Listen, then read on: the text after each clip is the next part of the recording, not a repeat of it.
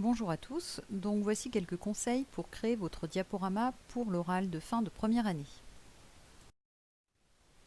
Donc vous allez utiliser de préférence l'outil OpenOffice Impress.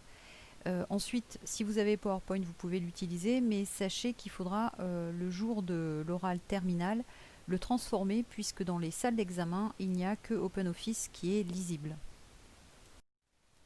Attention, de toute façon, ce logiciel, ce n'est qu'un outil. C'est bien vous qui devez faire la présentation. Donc votre diaporama doit avoir du sens, c'est-à-dire qu'il faut bien réfléchir à ce que vous voulez faire passer. Il doit être simple, c'est pas la peine d'en rajouter, et il doit être structuré. C'est-à-dire comme à l'écrit, vous avez des plans, et bien à l'oral, on doit aussi avoir un plan. Toujours réfléchir avant d'agir. Donc je vous conseille de ne pas aller tout de suite sur l'ordinateur, mais plutôt de réfléchir par exemple sur une feuille A4. Vous pouvez réfléchir à ce que vous mettez sur la diapo 1, sur la diapo 2, vous prenez une autre feuille A4, ainsi de suite, de façon à ce que vous ayez comme ça une réflexion globale sur l'ensemble de votre diaporama. Ce qu'il peut se passer si vous faites directement sur l'ordinateur, c'est que vous allez faire la première vignette, la deuxième, la troisième, et puis finalement vous allez vous rendre compte que ce que vous avez mis dans la première, c'était pas pertinent, il faut la changer, etc. Autrement dit, vous allez perdre beaucoup de temps. Donc c'est mieux en fait d'avoir réfléchi globalement avant sur quelles informations je mets sur chaque diapo, et aussi bien sûr profiter de ce moment de préparation pour réfléchir où vous allez mettre les informations. Ce qui fait qu'ensuite, sur l'ordinateur, vous n'aurez qu'à remettre et transformer ce que vous avez sur votre feuille A4. Donc vous allez premièrement réfléchir aux informations que vous souhaitez faire passer. Pour cette durée, eh bien là on vous demande pour cet exercice environ 5 minutes. Vous aurez 20 minutes d'échange autour de votre exposé. Donc cela représente à peu près 5-6 vignettes. La première vignette, donc la première en fait elle va servir d'introduction à l'oral. Donc vous allez mettre votre nom, le nom de l'exploitation support, axe 1, le nom de la session, donc session 2020, et une ou plusieurs photos évocatrices de l'exploitation. C'est-à-dire que dès la première vignette, on doit comprendre l'exploitation. Donc par exemple, des photos du troupeau, des photos de la transformation s'il y a de la transformation. S'il y a plusieurs productions, ça peut être pertinent de mettre plusieurs photos des productions.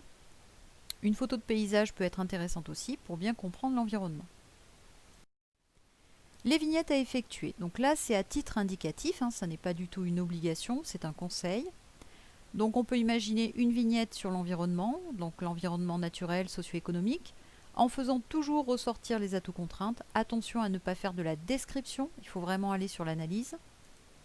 Une vignette historique avec les principales dates clés, attention de ne pas trop en mettre. 2 ou 3 vignettes sur les facteurs de production, la main-d'œuvre, le foncier, les bâtiments, le cheptel, le matériel, en faisant ressortir aussi les atouts contraintes. Donc là aussi, si vous avez des photos des facteurs de production, eh bien ça peut être intéressant de les mettre.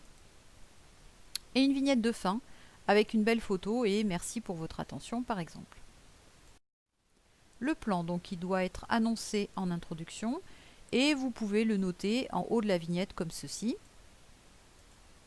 Donc là par exemple, ça reprend votre plan, vous allez avoir une partie sur l'environnement, une partie historique, une partie facteur de production. Donc là, quand on est sur la partie environnement, vous voyez, j'ai écrit en rouge le mot environnement.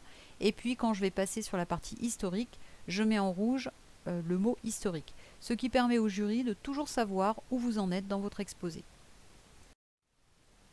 Important, donc sur le diaporama, pas de phrases, simplement des mots-clés, des chiffres clés, de belles photos pour illustrer. Évitez les arrière-plans trop chargés, préférez des tons clairs. Et surtout, ne créez pas les animations avant d'avoir terminé votre fichier. Terminez bien tout et ensuite simplement vous mettez les animations parce que sinon vous allez devoir tout refaire. Des animations oui, mais évitez ce genre-là. Voilà. Donc évitez des animations différentes. Par contre, les animations, c'est vrai qu'elles sont utiles pour faire apparaître des éléments petit à petit, notamment quand votre vignette est chargée.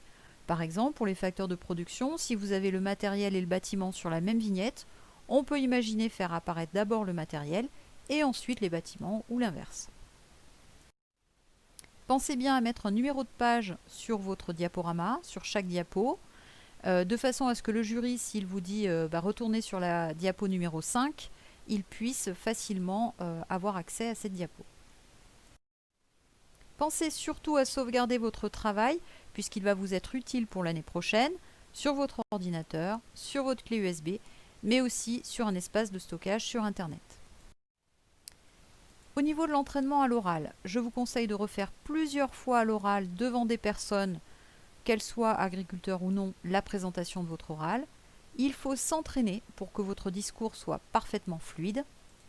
Et attention au respect du temps. Il faut vraiment se chronométrer parce que vous allez vous rendre compte que 6 minutes, c'est finalement assez court. 5-6 minutes, c'est assez court. Je vous donne la grille de notation. Donc vous aurez une première note sur 10 qui va correspondre au fond, c'est-à-dire finalement, est-ce que votre exposé est construit et les informations, est-ce qu'elles sont de bonne qualité, diverses et valides.